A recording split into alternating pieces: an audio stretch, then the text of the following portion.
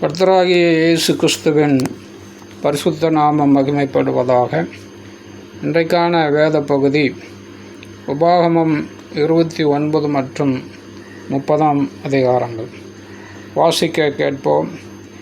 இந்த வேத எழுத்துக்களை வாசிக்கிறவனும் அதை கேட்கிறவர்களும் அதன்படி கை கொண்டு நடக்கிறவர்களும் பாக்கியவான்கள். வாசிப்போம். ஓரேபிலே இஸ்ரவேல் புத்திரரோடு பண்ணிக்கொண்ட உடன்படிக்கை அல்லாமல் மோவாபின் தேசத்தில் அவர்களோட உடன்படிக்கை பண்ண கர்த்தர் மோசேக்கு கட்டளையிட்ட வார்த்தைகள் இவைகளே. மோசே இஸ்ரவேலர் எல்லாரையும் வரவழைத்து அவர்களை நோக்கி, எகிப்து தேசத்தில் உங்கள் கண்களுக்கு முன்பாக பார்வோனுக்கும் அவனுடைய எல்லா ஊழியக்காரருக்கும் அவனுடைய தேசம் முழுவதற்கும் கர்த்தர் செய்த பெரிய சோதனைகளையும் பெரிய அடையாளங்களையும் அற்புதங்களையும் கண்ணார கண்டீர்களே. ஆகிலும் கர்த்தர் உங்களுக்கு உணரத்தக்க இருதயத்தையும் காணத்தக்க கண்களையும் கேட்கத்தக்க காதுகளையும் இந்நாள் வரைக்கும் கொடுக்கவில்லை. கர்த்தராகிய நான் உங்கள் தேவன் என்று நீங்கள் அறிந்து கொள்ளும்படிக்கு நான் 40 வருஷம் உங்களை வனாந்தரத்தில் நடத்தினேன். உங்கள் மேல் இருந்த வஸ்திரம் பழையதாய் போகவும் இல்லை, நீங்கள் அப்பம் சாப்பிடவும் இல்லை, திராட்சரசமும் மதுவும் குடிக்கவும் இல்லை என்றார். நீங்கள் இவ்விடத்துக்கு வந்தபோது எஸ்போனின் ராஜாவாகிய சீகோனும் பாசானின் ராஜாவாகிய ஓகும் நம்மோடு யுத்தம் செய்ய புறப்பட்டார்கள். நாம் அவர்களை முறியடித்து அவர்களுடைய தேசத்தை பிடித்து அதை ரூபனியருக்கும் காத்தியருக்கும் மனாசேயின் பாதி கோத்திரத்திற்கும் சுதந்திரமாக கொடுத்தோம். இப்பொழுதும் நீங்கள் செய்வதெல்லாம் உங்களுக்கு வாய்க்கும்படிக்கு இந்த உடன்படிக்கையின் வார்த்தைகளை கைக்கொண்டு அவைகளின்படி செய்வீர்களாக. உன் தேவனாகிய கர்த்தர் உனக்கு சொன்னபடியையும் உன் பிதாக்களாகிய ஆபிரகாமுக்கும் ஈசாக்குக்கும் யாக்கோபுக்கும் ஆணையிட்டு கொடுத்தபடியேயும் இன்று உன்னை தமக்கு ஜனமாக ஏற்படுத்தி கொள்ளவும் தாம் உனக்கு தேவனாயிருக்கவும் நீ உன் தேவனாகிய கர்த்தருடைய உடன்படிக்கைக்கும் இன்று அவர் உன்னோடே பண்ணுகிற அவருடைய ஆணை உறுதிக்கும் உட்படும்படிக்கு உங்கள் கோத்திரங்களின் தலைவரும் உங்கள் மூப்பரும் உங்கள் அதிபதிகளும் இஸ்ரவேலின் சகல புருஷரும் உங்கள் பிள்ளைகளும் உங்கள் மனைவிகளும் உங்கள் பாளையத்துக்குள் இருக்கிற உங்கள் விறகுக்காரனும் உங்கள் தண்ணீர்காரனுமான அந்நியர் எல்லாரும் என்று உங்கள் தேவனாகிய கர்த்தருடைய சமூகத்தில் நிற்கிறீர்களே. நான் உங்களோட மாத்திரம் இந்த உடன்படிக்கையும் இந்த ஆணையையும் உறுதியையும் பண்ணாமல் இன்று இங்கே நம்மோடு கூட நம்முடைய தேவனாகிய கர்த்தருடைய சமூகத்தில் நிற்கிறவர்களோடையும் இன்று இங்கே நம்மோட இராதவர்களோடையும் கூட அதை பண்ணுகிறேன். நாம் எகிப்து தேசத்தில் குடியிருந்ததையும் நாம் கடந்து வந்த இடங்களில் இருந்த ஜாதிகளின் நடுவில் நடந்து வந்ததையும் நீங்கள் அறிந்திருக்கிறீர்கள்.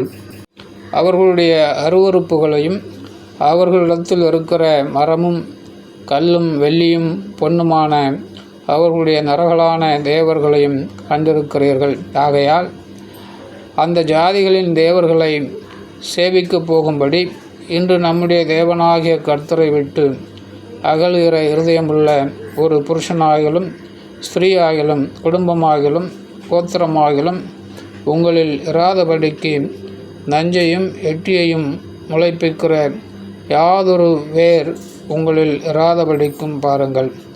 அப்படிப்பட்டவன் இந்த ஆணை உறுதியின் வார்த்தைகளை கேட்டும் தாகத்தின் நிமித்தம் வெறிக்க குடித்து மன இஷ்டப்படி நடந்தாலும் எனக்கு சுகமுண்டாயிருக்கும் என்று தன் உள்ளத்தை தேற்றி கொண்டால் கர்த்தர் அவனை மன்னிக்க சித்தமாகிறார். அப்பொழுது கர்த்தரின் கோபமும் எரிச்சலும் அந்த மனிதன் மேல் புகையும். இந்த புஸ்தகத்தில் எழுதியிருக்கிற சாபங்கள் எல்லாம் அவன் மேல் தங்கும். கர்த்தர் அவன் பேரை வானத்தின் கீழ் இராதபடிக்கு குலைத்து போடுவார். இந்த நியாயப்பிரமாண புஸ்தகத்தில் எழுதியிருக்கிற உடன்படிக்கையினுடைய சகல சாபங்களின்படியும் அவனுக்கு தீங்காக கர்த்தர் இஸ்ரவேல் கோத்திரங்கள் எல்லாவற்றிற்கும் அவனை புறம்பாக்கி போடுவார். அப்பொழுது உங்களுக்கு பின் எழும்பும் தலைமுறையான உங்கள் பிள்ளைகளும் தூர தேசத்திலிருந்து வரும் அந்நியரும் கர்த்தர் இந்த தேசத்துக்கு வருவித்த வாதைகளையும் நோய்களையும் காணும்போதும் கர்த்தர் தமது கோபத்திலும் தமது உக்கிரத்திலும் சோதோமையும் கொமோராவையும் அத்மாவையும் செபோயிமையும் கவிழ்த்து போட்டது போல இந்த தேசத்தின் நிலங்களெல்லாம் விதைப்பும் விளைவும் யாதொரு பூண்டின் முளைப்பும் இல்லாதபடிக்கு கந்தகத்தாலும் உப்பாலும் எரிக்கப்பட்டதை காணும்போதும் அந்த ஜாதிகளெல்லாம் கர்த்தர் இந்த தேசத்திற்கு ஏன் இப்படி செய்தார், இந்த மகா கோபம் பற்றியடைந்ததற்கு காரணம் என்ன என்று சொல்லுவார்கள்.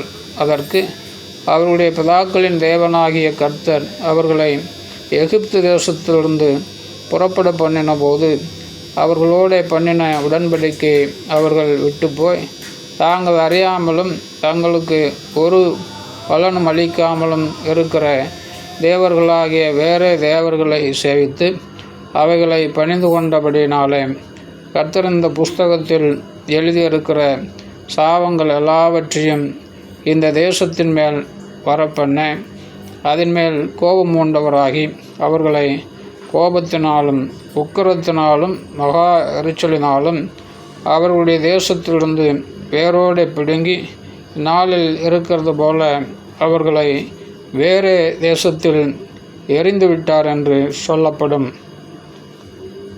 மறைவானவைகள் நம்முடைய தேவனாகிய கர்த்தருக்கே உரியவைகள், வெளிப்படுத்தப்பட்டவைகளோ இந்த நியாயப்பிரமாணத்தின் வார்த்தைகளின்படியெல்லாம் செய்யும்படிக்கு நமக்கும் நம்முடைய பிள்ளைகளுக்கும் என்றென்றைக்கும் உரியவைகள்.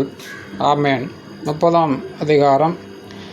நான் உனக்கு முன்பாக வைத்த ஆசீர்வாதமும் சாபமும் ஆகிய இந்த காரியங்களெல்லாம் உன்மேல் வரும்போது நீ உன் தேவனாகிய கர்த்தரால் துரத்திவிடப்பட்டு எல்லா ஜாதிகளிடத்திலும் போயிருக்கும்போது நீ உன் இருதயத்தில் சிந்தனை செய்து உன் தேவனாகிய கர்த்தரிடத்துக்கே திரும்பி என்று நான் உனக்கு கற்பிக்கிறபடியெல்லாம் நீயும் உன் பிள்ளைகளும் உங்கள் முழு இருதயத்தோடும் உங்கள் முழு ஆத்மாவோடும் அவருடைய சத்தத்திற்கு செவி கொடுத்தால் உன் தேவனாகிய கர்த்தர் உன் சிறையிருப்பை திருப்பி உனக்கு இறங்கி உன் தேவனாகிய கர்த்தர் உன்னை சிதறடித்த எல்லா ஜனங்களிடத்திலும் இருக்கிற உன்னை திரும்ப சேர்த்து கொள்ளுவார்.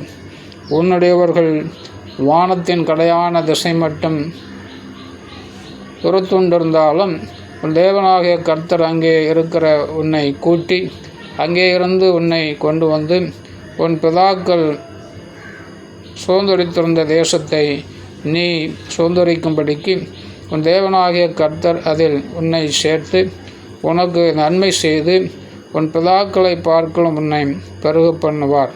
உன் தேவனாகிய கர்த்தரில் நீ உன் முழு இருதயத்தோடும் உன் முழு ஆத்மாவோடும் அன்பு கூர்ந்து பிழைக்கும்படி உன் தேவனாகிய கர்த்தர் உன் இருதயத்தையும் உன் சந்ததியாரின் இருதயத்தையும் விருத்த சேதனம் பண்ணி இந்த சாபங்களையெல்லாம் உன் சத்துருக்கள் மேலும் உன்னை துன்பப்படுத்தின உன் பகைஞர் மேலும் சுமர பண்ணுவார். நீயோ மனம் திரும்பி கர்த்தரின் சத்தத்திற்கு செவி கொடுத்து நான் இன்று உனக்கு கற்பிக்கிற அவருடைய எல்லா கற்பனைகளின்படியும் செய்வாய். அப்பொழுது உனக்கு நன்மைகள் உண்டாகும்படி உன் தேவனாகிய கர்த்தர் உன் கைகள் செய்யும் எல்லா வேலைகளிலும் உன் கற்பத்தின் கனியிலும் உன் மிருக ஜீவனின் பலனிலும் உன் நிலத்தின் கனியிலும் உனக்கு பரிபூர்ணம் உண்டாகச் செய்வார். உன் தேவனாகிய கர்த்தருடைய சத்தத்திற்கு செவி கொடுத்து இந்த நியாயப்பிரமாண புஸ்தகத்தில் எழுதியிருக்கிற அவருடைய கற்பனைகளையும் அவருடைய கட்டளைகளையும் கைக்கொள்ளும் போதும் உன் தேவனாகிய கர்த்தரிடத்தில் உன் முழு இருதயத்தோடும் உன் முழு ஆத்மாவோடும் திரும்பும் போதும் கர்த்தர் உன் பிதாக்கள் மேல் சந்தோஷமாக இருந்தது போல உன்மேலும் உனக்கு நன்மை உண்டாக திரும்பவும் சந்தோஷமாக இருப்பார். நான் இன்று உனக்கு விதிக்கிற கட்டளைகளை உனக்கு மறைபொருளும் அல்ல, அது உனக்கு தூரமானதும் அல்ல. நாங்கள் அதை கேட்டு அதன்படி செய்யும் பொருட்டு எங்கள் நிமித்தம் வானத்துக்கு ஏறி அதை எங்களுக்கு கொண்டு வருகிறவன் யாரென்று நீ சொல்லத்தக்கதாக அது வானத்திலுள்ளதும் அல்ல. நாங்கள் அதை கேட்டு அதன்படி செய்யும் பொருட்டு எங்கள் நிமித்தம் சமுத்திரத்தை கடந்து அதை கொண்டு வருகிறவன் யார் என்று நீ சொல்லத்தக்கதாக அது சமுத்திரத்திற்கு அப்புறத்திலும் அல்ல.